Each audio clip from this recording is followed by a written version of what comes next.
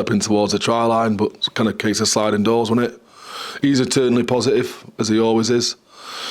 A big loss for us in the Challenge Cup, and then even going back into the Prem as well. But that's, a one injury, not counting Nick Schoonert, with his operation, out of 4 games is would take that. That's just part of it, attrition. Is there any chance of Johnny Hill being fit this season? No, definitely not. No. Right. No. So you're talking about back five. That's your big lineup forward out of the equation. Yeah. So Bo probably had his best game he's ever had, but we get to see. We went on a bit of a recruitment drive in the break, and Aaron Andrews was a guy we brought in to support Bo. So, without giving too much away, we'll see a bit more of him this weekend as well. And can you just talk about the impact that Ben Curry made? Very few families can produce players who come back after a break and play like that, but the Currys do, don't they? They go from 0 to 100 from a standing start. It's quite remarkable. Well, the worry that we had, and it was unfounded, obviously, that from that longer time off, the way that he plays, chucking him straight back in, we could risk injury again. Would we get the same kind of form out of him, given everyone else had game minutes and was game sharp? I think he surprised us all by how good he was. He was gassing. He was gassed like when he come off, but that's him knackered, not game fit. Like, where's he going to be in 2 weeks? He's another one for consideration because he has played very little few game minutes. Again, I'll leave you to make your own mind up there, but it's weighing up the guys that are going to be fit and fresh and be able to keep going, as opposed to those who need some time to restock and boost, really, as we look to go through in both competitions, because we are looking to go through in both. The physicality and intensity that both Benetton bring, is that something that recently hit home to you, that just getting him on the field, everybody around him seemed to just pick up that intensity? And I know he leads by example, and boy, did he lead by example. It's certainly been something that we felt was been missing, the physicality and intensity, the resolve, really, not to get broke from a defensive point of view. And he led the charge, as you said. There was like a 25 phaser, and he must have made 3 or 4 big hits within the phase, within that set. Allied to that, you get the likes of Luke Cowan-Dickey, Cobus Visa, JL Dupree, all of whom have now found form. And that's, like I was saying last week, Kieran, keep the faith, we're going to find form. And a lot of it is just time in saddle, getting them playing together, getting cohesion together. And it happened last year as well, around the same time, if you remember. Like, we had 3 or 4 on losses in the bounce. And then it just started to click, and at the weekend it clicked. Then there's the challenge of, like I say, maintaining that momentum. Too many changes will inevitably require more time in the saddle. So it's a tricky process of rotation and trust in the lads. Some of them who have earned the stripes over Christmas compete against the best teams in Europe away from home, and the Ospreys are one of those teams in the most difficult places to go, which is Bridgend away from home. It's no less a challenge than what Leinster was or what the Stormers was in Cape Town. Toby's very astute, nice guy, shoot coach. He would have looked at you long and hard, wouldn't he? And he's had some good wins, hasn't he, this season? They're a sticky team, and I mean that as a compliment. Like, every win or loss they've had has not been by a great amount. They tend to keep teams close through our competitive. Tough they are. Toby was down at the Bath game. I saw him afterwards. No doubt, where they are in the league position. They're looking towards this as a means for success and recognition this season. So, we've been talking about that as well. Once you start, you've got to understand the threat level, and then you can turn it back on yourself. Like, so if this is what it means to them, what's it meaning to us? And that's how we've approached the week, really. I've got a job to do on Friday to make sure that, we've got the motivational drive that they have, because we can't, you don't bring that to the table. You're not hiding into nothing, but it's a long way home. It's 5 hours on the bus at 10 o'clock at night. Did you ever in your career play at the Brewery Field? I did, a long time ago. Like, most of my memories, because it was just distant memory in a past lifetime, have dissipated, and they all have kind of merged together. Like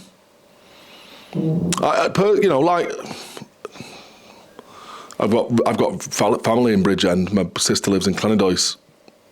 I have a deeper or extra perception of what rugby is to those towns that don't have a lot left going for them.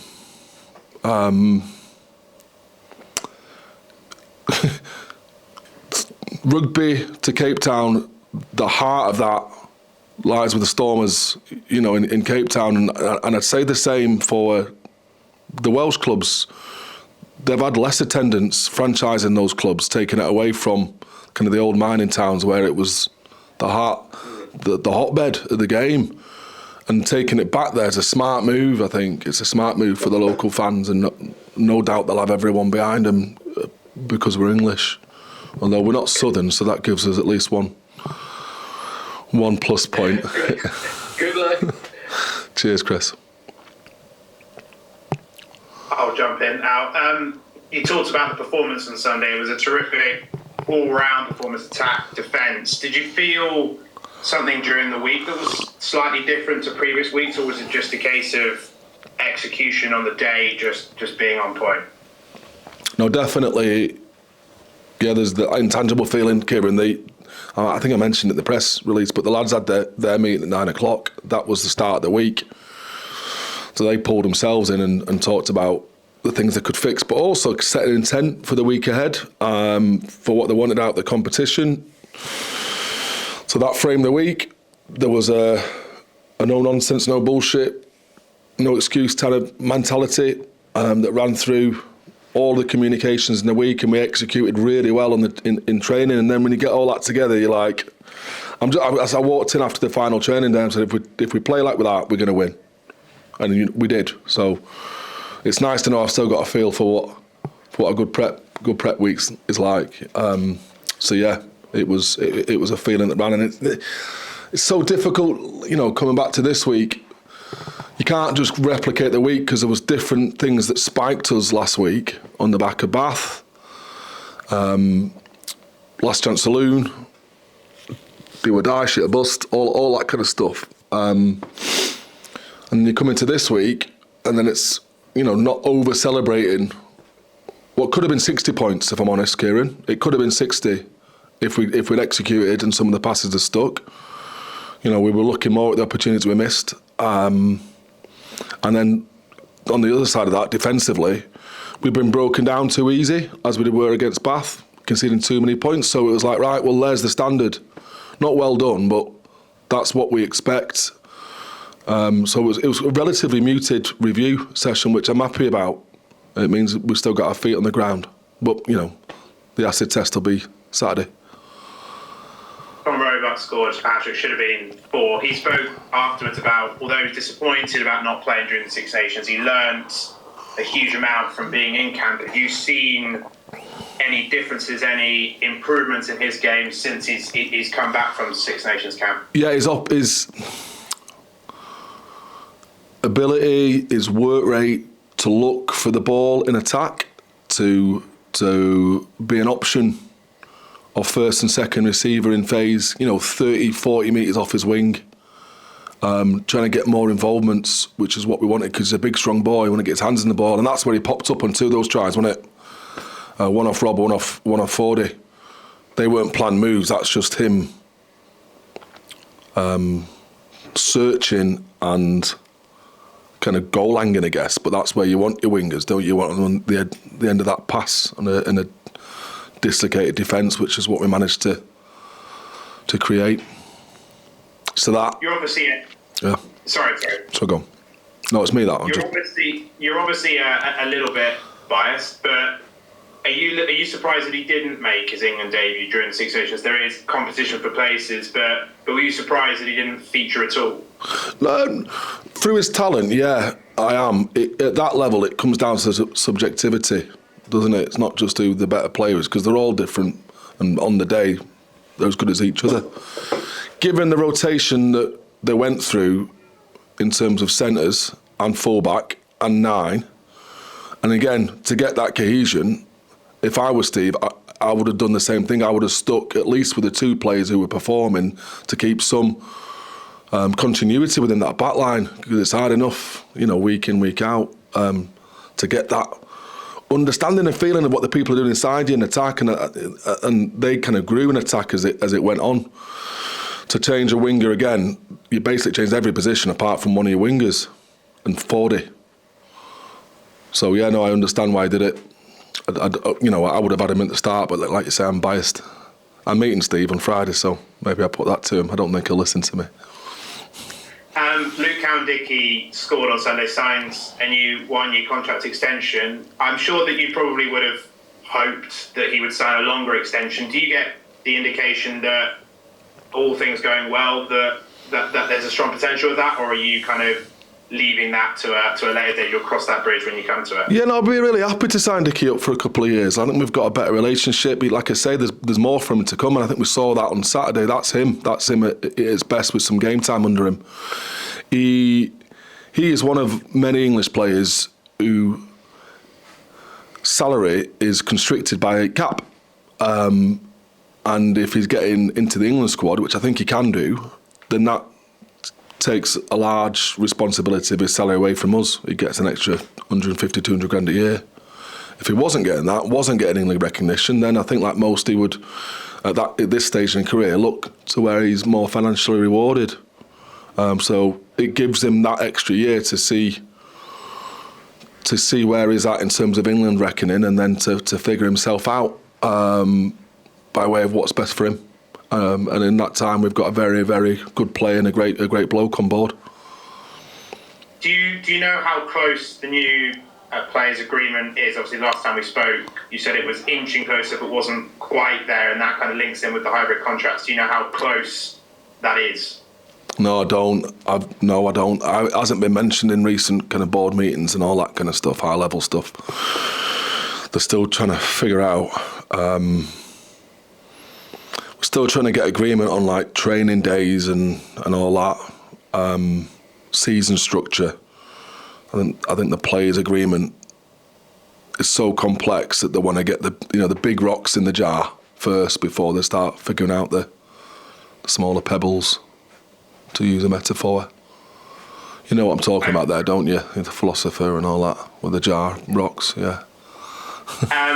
Chris asked earlier about Ernst. I just wanted to ask about Sam Bedlow. What's the latest with him? Oh, I think it might be the season for him as well. He'd snapped a tendon in his wrist that had to be reattached. So it was right at the back end. If he was going to come back at all, he'd find it difficult to get in. I'd imagine at that point in the season, we might need him. But yeah, nothing in the next couple of months. Just finally, going back to Ben and Tom as well, what is their contract status? Because it's been a while since we've had official kind of word on when their contracts run until. What is their contract status? Got them next year, and then they're up for renewal after that. We are talking to them at length. There's no indication that they want to go.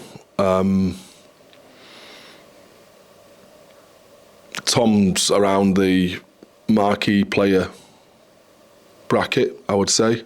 And Ben, we saw at the weekend, Ben's as good as him. It just hasn't had the recognition and perhaps not quite as popular. I mean, he is in our walls, but not outside. So those two salaries are generally driven by market value as well.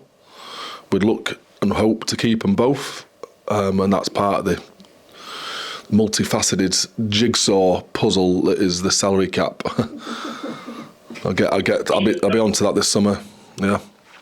I was about to say, even though their contracts still run for another year after this, they're sort of like the heartbeat of the club. So presumably that's something that you in an ideal world want to wrap up quickly, because that's such a key part of what this club is and hopefully is going for many years.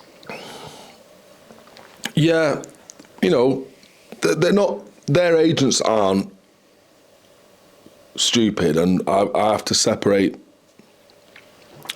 the person from the player from the business, I guess, because it is business when you get down to numbers. So, like with Tom, I wouldn't see why would they negotiate at this point if it was his agent when he's not been able to be back in the limelight, been shown how good he is post his operation, which is going really well. Ben's in quite a strong position, I'd say. And so we're a little bit further down the road in terms of negotiating with Ben, like we have been for the last 6 months. But he's, and rightly so, like he wants the right deal for him financially, because we know it works from everywhere else, but it's got to work on all fronts for players of that, and any player really, because the careers are relatively short and could be over in a week, couldn't they, in one game? So I've started to take a more relaxed approach to these kind of negotiations. It's better for my mental health. Cheers, Al. Thank you. Cheers, Kieran. Hey, Brendan, how are you, mate? I am very well. How are you? I'm good. Wearing your Irish green today. Yeah. Well, this is my club back home in Ireland, so may as well wear it. Who's that? Is it Gilly? Have you heard of Slap Manus? Slap Manus. Yeah. What a name. What a name. Yeah, isn't it? Yeah, it's in Irish as well, so it's all right. What's the first bit of it? Slop. Slaw Manus. Yeah, so it begins with an L as well. Right. It starts with the sound of an S. All right. Yes, it's like Welsh. It's just ridiculous. But anyway, I was going to say, in regards to yourself, you had a good win, obviously, last weekend. Yeah. Probably feeling pretty nice. Satisfied, I'd say. Like I say, not over the moon because we worked for it. It's been hard work for it.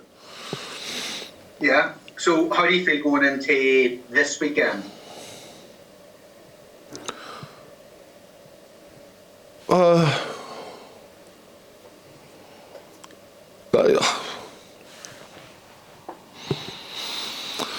It's a good question.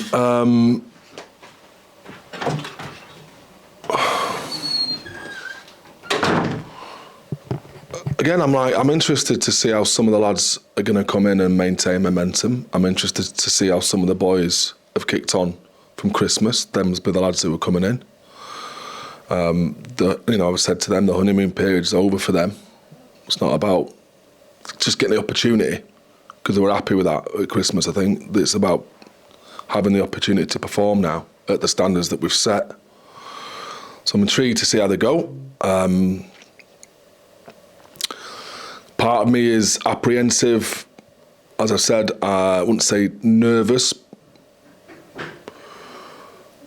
but those feelings that you get before you step into an unknown, not for me, but for the boys, because it's different down there.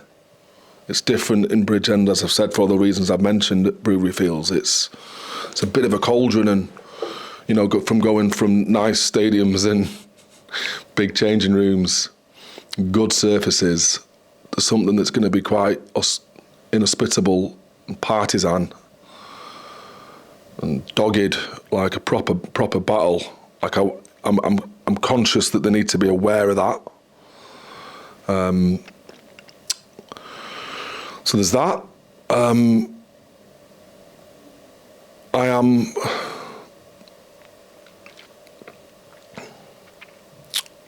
emboldened, I guess, is another word, or rejuvenated, that we've made a bit of a turn.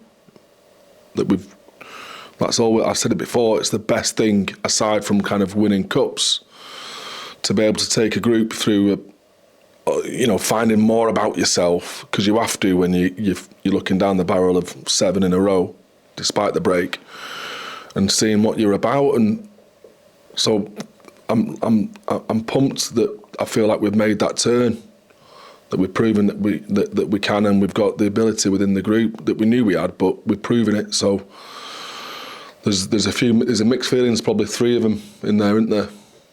That's why I found it difficult to answer it to begin with.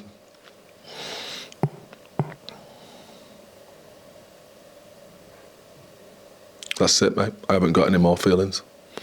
Wet. I feel wet. Out there on the internet for me. Sorry. But anyway, I was going to say, So you've won this as a player.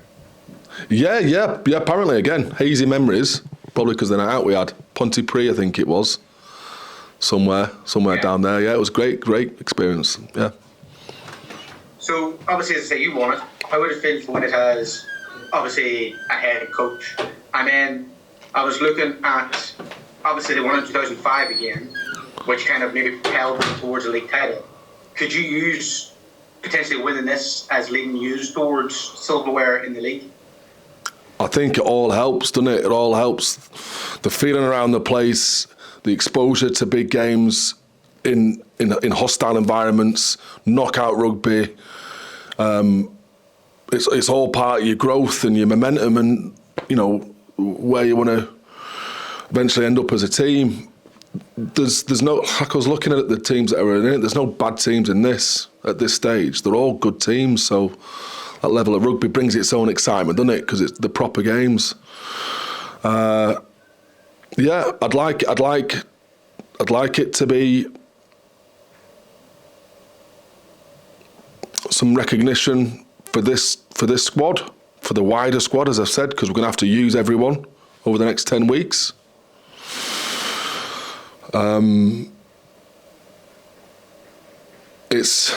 Europe is different. You got to change your methodology. So it's how you're able to flex and shape your training weeks and what you're going after for teams that you don't know quite as well. So that kind of shows your adaptability, and that's really important. And winning cups is winning cups. These are the memories that stick with you forever. They're the ones that I have a crack with Quates about still. With all he's done when he's around the place, and me and Charlie talk about it.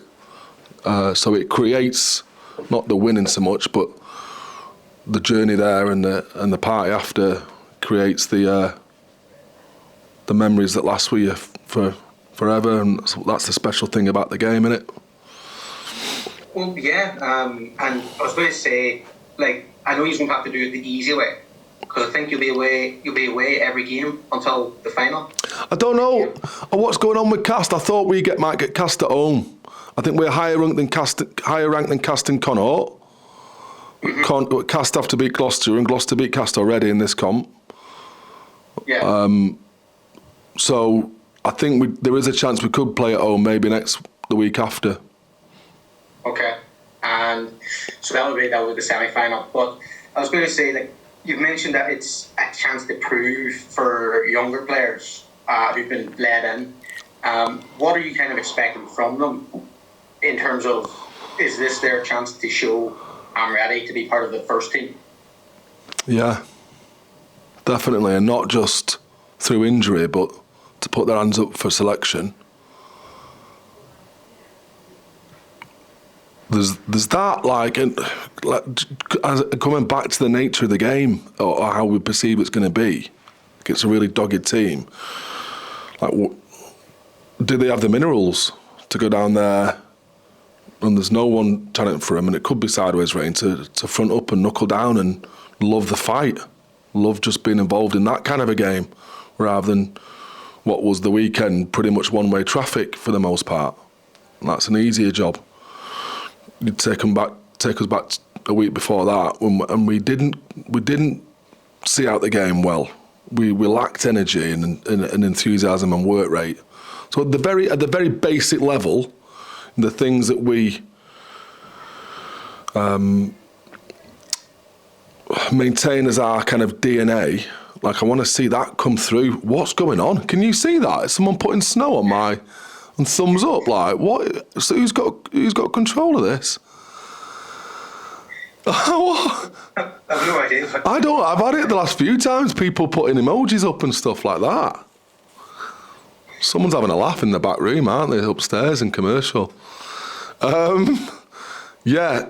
So when they put on a sale shirt, what are the fundamental aspects that they are exhibiting, and not just on the talent that they are, because it's obvious they've got talent, but taking that away, to quote a very famous Welsh player of rugby royalty, Alan Wynne-Jones, are they able to do all the things that require no talent?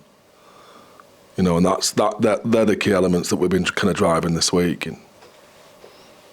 Well, look, I'll wish you the best of luck for it.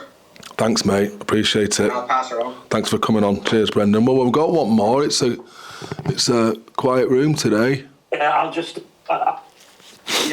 one if that's right, because you've answered a lot of my questions. If that's right, Alex. Yeah, no worries. How different, you have sort of touched on it, but how different do you expect it to your average away trip to the way you go in the Premiership and the games that you've already said playing to Europe? You might well have seen the New Year's Day game against Cardiff, where it was obviously a bit of a mudfest, and the ground. How different are you expecting it to be this Saturday? Yeah, different by ways of intensity.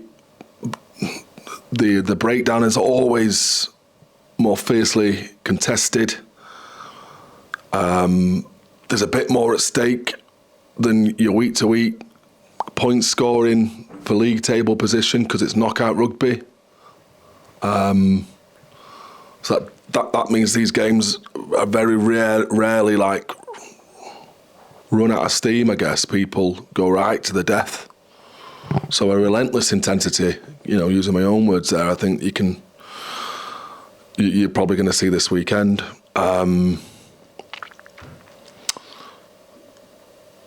You generally get a few, a busload off 2 down from your own ground, but it's that far away and that late at night.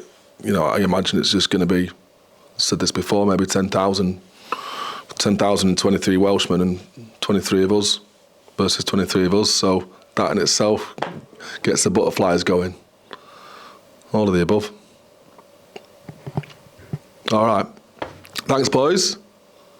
Cheers, Al. All right, I'll see you Saturday. Yeah. Alex, question for you. What was the score on Sunday, the 26th of May, 2002, at the Kazam Stadium? Oh, like 2018, was it? 2015 or something? No. What was it? 22. 20 what? 25-22. Well, I was close. I was, if I was doing spread betting, I'd be in the ballpark there, wouldn't I? No, you only won by 3 points. I said 2017, didn't I? Anyway, let's not. But I was playing in the second row anyway. It was that long ago, exactly. I had hair then. All right, thanks, lads. Thanks for coming. Thanks for popping in. Cheers.